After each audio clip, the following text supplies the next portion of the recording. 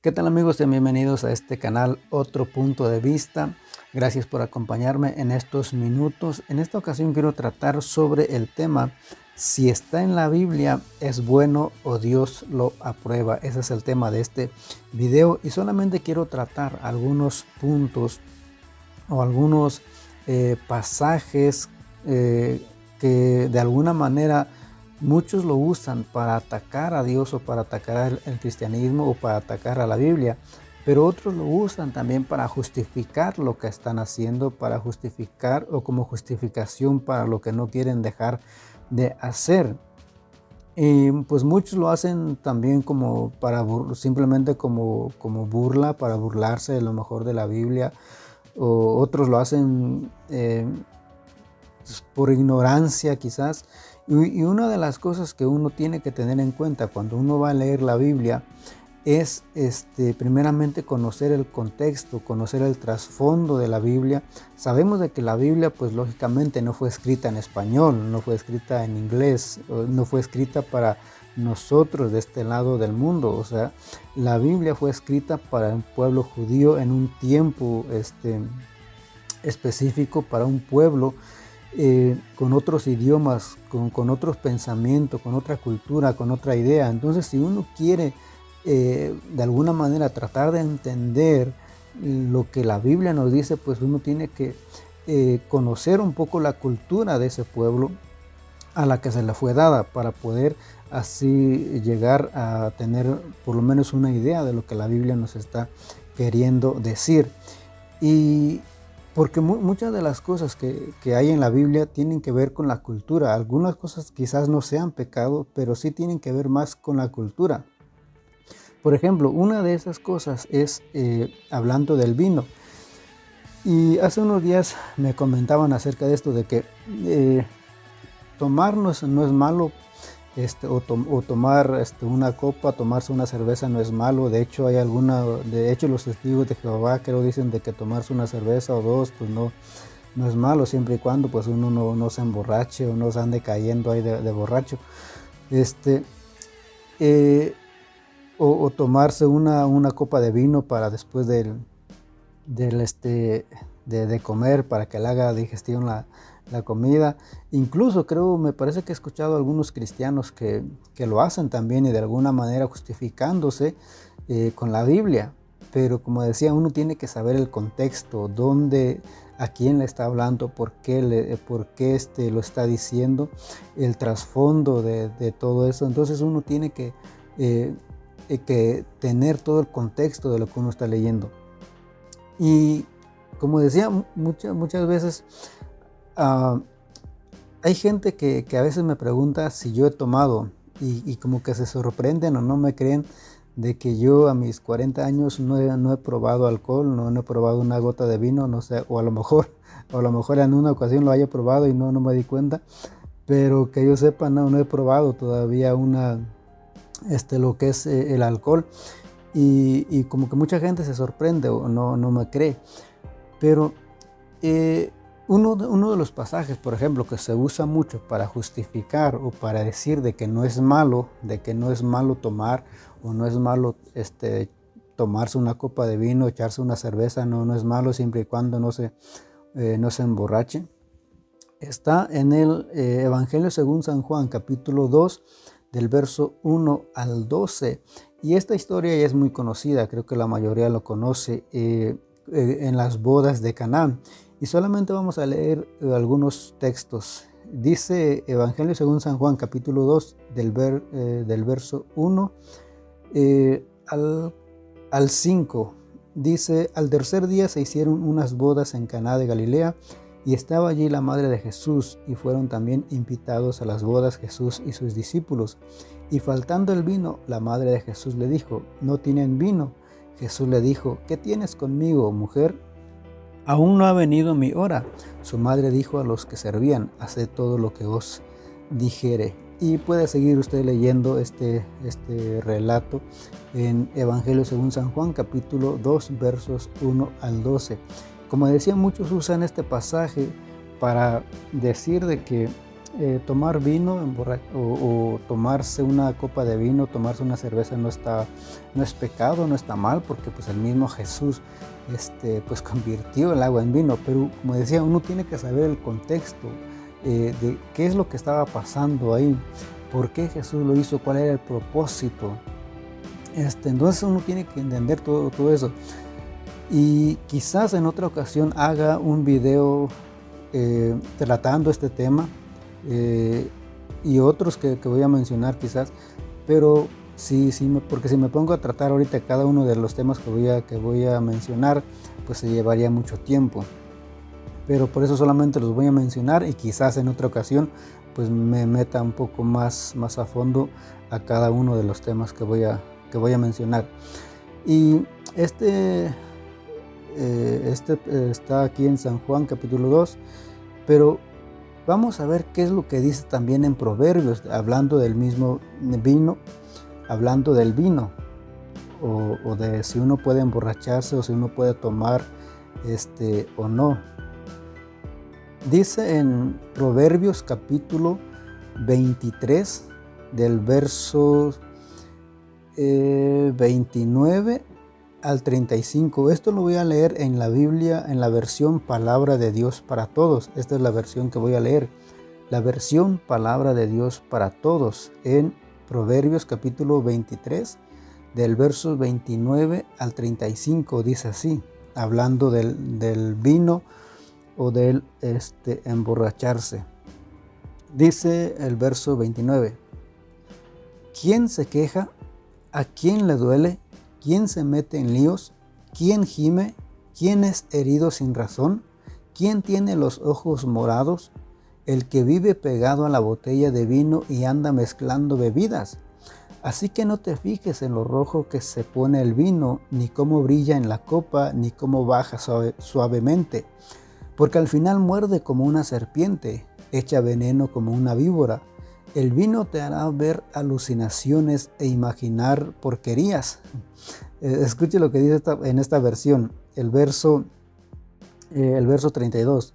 Porque al final muerde como una serpiente, echa veneno como una víbora. El vino te hará ver alucinaciones e imaginar porquerías.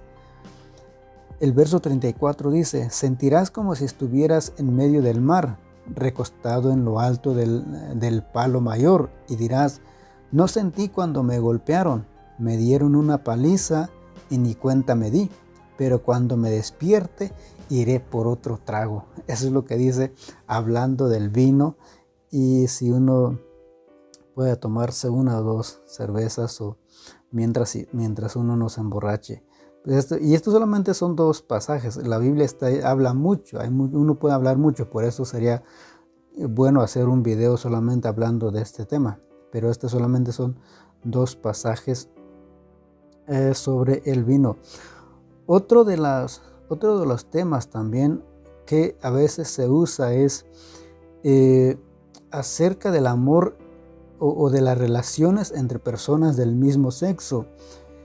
Y dicen de que eso no es pecado porque eso está en la Biblia también. Y vuelvo a decir, o sea, el problema no es que esté en la Biblia, sino el contexto, el dónde o por qué lo dice, de qué está hablando el pasaje. Y muchas veces pues se distorsiona lo que está en la Biblia. Y a veces se usa para decir que la homosexualidad no es pecado. Se usa, por ejemplo, el pasaje o la historia de David y Jonatán en primer libro de Samuel, capítulo 18, versos 1 al 4. Primer libro de Samuel, capítulo 18, versos 1 al 4. Este pasaje lo usan para justificar de alguna manera las relaciones entre personas del mismo sexo. Dice, aconteció que cuando él hubo acabado de hablar con Saúl, el alma de Jonatán quedó ligada con la de David, y lo amó Jonatán como a sí mismo, y Saúl le tomó aquel día y no le dejó volver a casa de su padre, e hicieron pacto Jonatán y David, porque él le amaba como a sí mismo. Jonatán se quitó el manto que llevaba y se lo dio a David y otras ropas suyas, hasta su espada, su arco y su talabarte. Y salía David a donde quiera que Saúl le enviaba, y se portaba prudentemente, y lo puso Saúl sobre gente de guerra, y era acepto a los ojos de todo el pueblo y a los ojos de los siervos de Saúl. Dice de que David y Jonatán eran muy amigos, y era tanto esa amistad que tenían que cada uno estaba dispuesto a dar su vida por el otro. Y muchas veces esta historia o este pasaje se usa para justificar, como decía, las relaciones entre personas del mismo sexo, pero cuando uno empieza a leer, pues no tiene nada que ver o sea, aquí no está hablando de que ellos tenían una relación, o sea, simplemente era una amistad que ellos tenían. Y como decía, y esto solamente es este pasaje. Uno puede buscar o ver a través de la Biblia cómo Dios condena ese tipo de relaciones. Por ejemplo, también muchas veces usan este pasaje para lo mismo, para justificar estas relaciones. Usan también el pasaje, y como digo, solamente son algunos textos. Quizás haga videos de los diferentes temas. Lucas capítulo 7, verso 1. Después dice que hubo terminado todas sus palabras, el pueblo que lo oía entró en Capernaum, y el siervo de un centurión, a quien quería mucho, estaba enfermo y a punto de morir. Cuando el centurión oyó hablar de Jesús, le envió unos ancianos de los judíos rogándolo que viniese y sanase a su siervo. Aquí está hablando de cómo Jesús sana al siervo de este centurión. Y muchos dicen de que el centurión que el siervo era amante del centurión. O sea, algo que no tiene nada que ver, y que este pasaje no está diciendo. Simplemente es una interpretación que le dan o que le están queriendo dar al pasaje para justificar este tipo de relaciones, pero que el texto no dice que al contrario, si buscamos en otros pasajes, pues que la misma Biblia condena. Y en este canal también ya tengo, creo, como 3 o 4 videos sobre este tema, así es que si gustan verlos, pues los pueden buscar en este canal. Ahí están, creo que son como 3 videos hablando sobre este tema. Pero este es otro de los textos que usan para las relaciones entre personas del mismo sexo.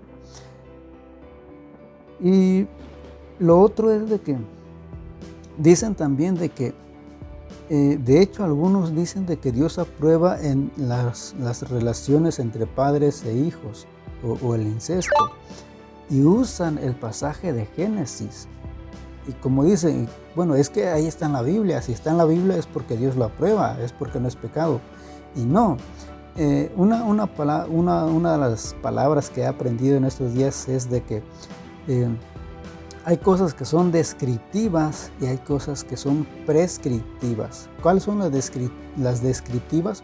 Pues las descriptivas son esas, las que describen las cosas o las historias o relatos. Están describiendo lo que pasó.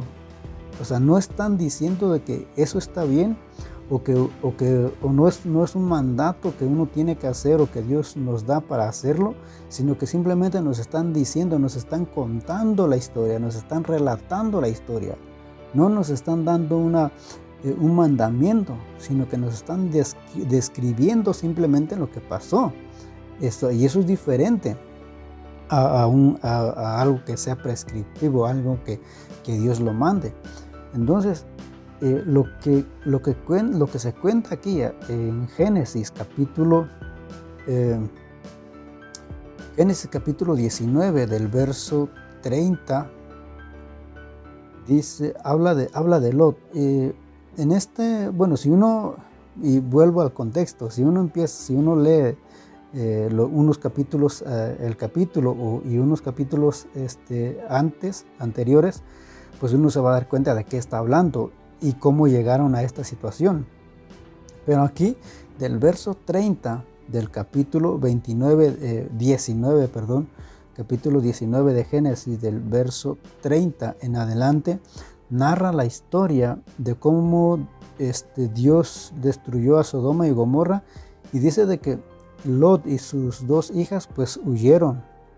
Sabemos de que la esposa de Lot volteó hacia atrás y quedó convertida en estatua de sal. Entonces solamente se escaparon pues Lot y sus dos hijas. En el verso 30 dice: pero Lot subió de Zoar y moró en el monte, y sus dos hijas con él, porque tuvo miedo de quedarse en Zoar, y habitó en una cueva él y sus dos hijas. Entonces la mayor dijo a la menor: nuestro padre es viejo y no queda varón en la tierra que entre nosotras, conforme a la costumbre de toda la tierra.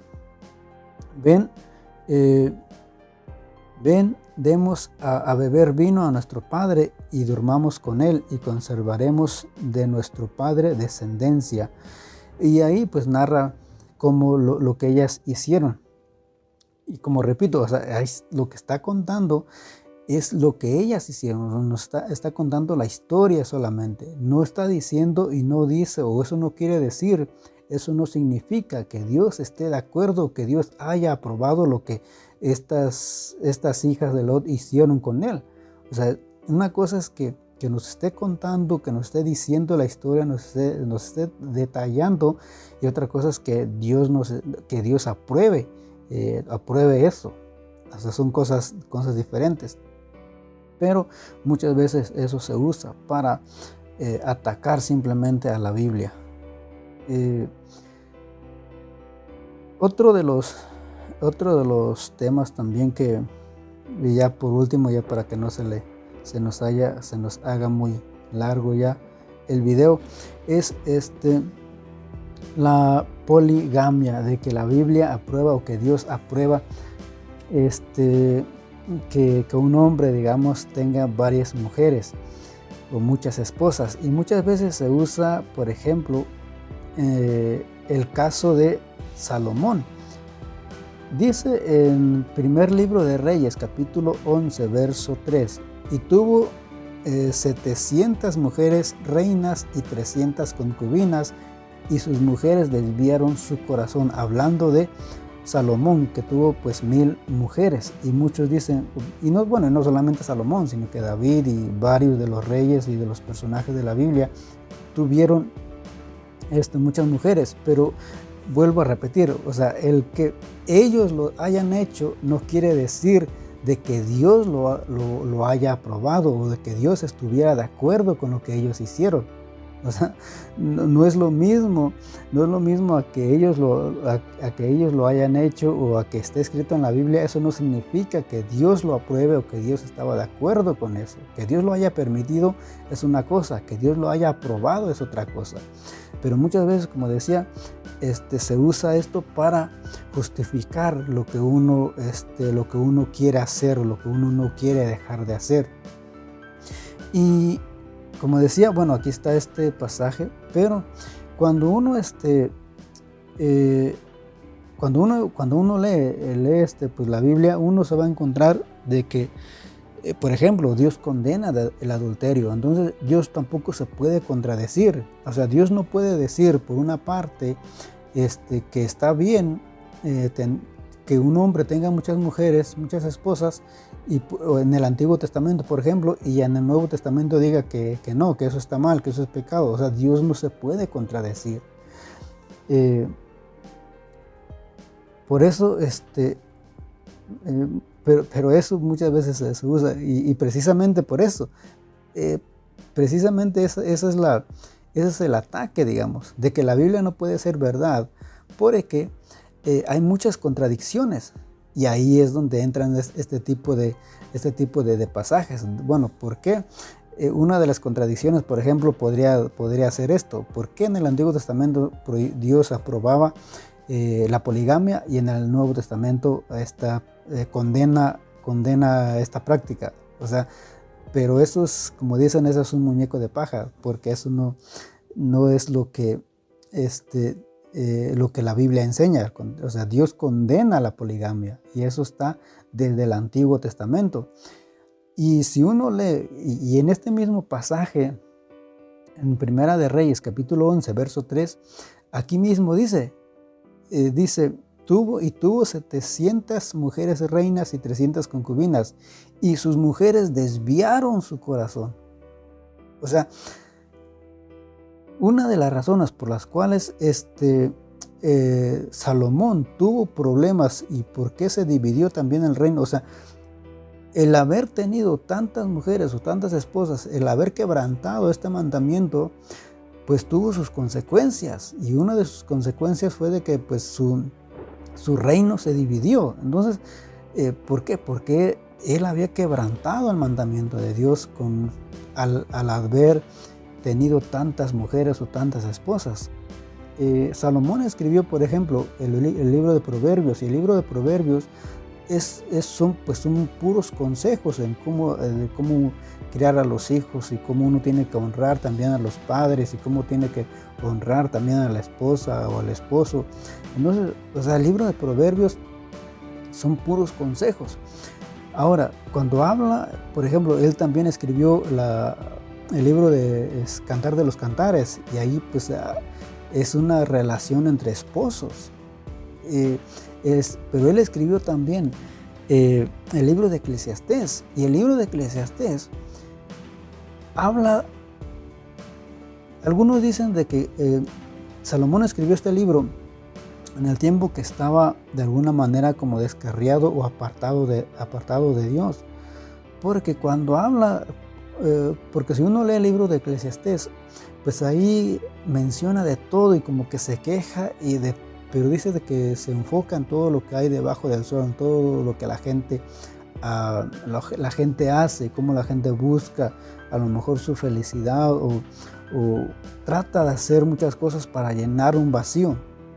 Y por ejemplo, ¿qué es lo que escribe? Una de las cosas que escribe Salomón en Eclesiastés capítulo 2, verso 1. Vamos a leer solamente algunos versos. Dice del verso 1, dice: dije yo en mi corazón, ven ahora, te probaré con alegría y gozarás de bienes. Mas he aquí, esto también era vanidad.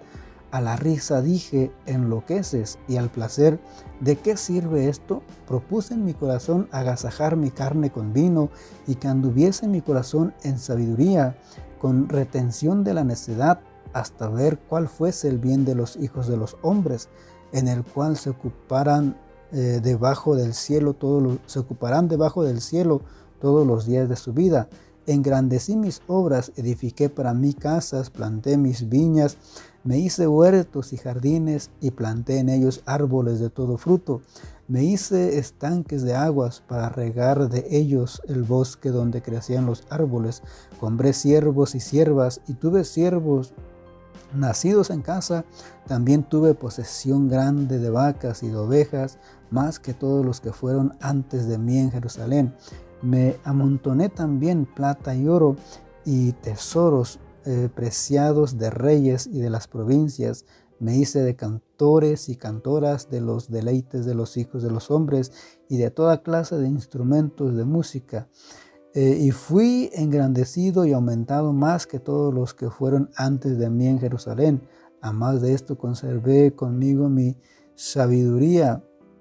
No negué a mis ojos ninguna cosa que desearan, ni aparté mi corazón de placer alguno, porque mi corazón gozó de todo mi trabajo, y esta fue mi parte de toda mi faena. Miré yo luego todas las obras que habían hecho mis manos, y el trabajo que tomé para hacerlas, y aquí todo era vanidad y aflicción de espíritu, y sin provecho debajo del sol. Esto es lo que escribió Salomón después de haber probado con todas sus mujeres, de haber probado con riquezas, con vinos y con todo lo que él pudo probar. Dice de que él no se negó nada, pero al final dice de que todo era vanidad, todo era aflicción de espíritu. Pero muchas veces uno busca también la forma como llenar el vacío, y Salomón, una de esas formas fue con sus mujeres, y como mencionábamos aquí, con el vino, riquezas, música y todo esto. Como decía, esto solamente era algo que quería mencionar. Cada uno de estos, quizás en otra ocasión haga un video sobre cada uno de estos temas, hablando sobre el vino, si uno puede emborracharse, si uno puede tomar vinos o alcohol, o una o dos ahí para la comida, o para la salud, para la digestión. Pero ¿qué es lo que en verdad dice la Biblia en cuanto a estos temas? La Biblia en verdad aprueba el emborracharse. La Biblia aprueba las relaciones entre personas del mismo sexo. La Biblia aprueba las relaciones entre padres e hijos. O la Biblia aprueba la poligamia. El hecho, como decía, el hecho de que esté escrito no quiere decir que Dios lo apruebe o que Dios esté de acuerdo. De hecho, el apóstol Pablo dice de que lo que está escrito es para que nosotros aprendamos, para que nosotros no hagamos lo mismo que ellos hicieron. Espero que este video les haya gustado, les haya servido, y nos vemos en el próximo.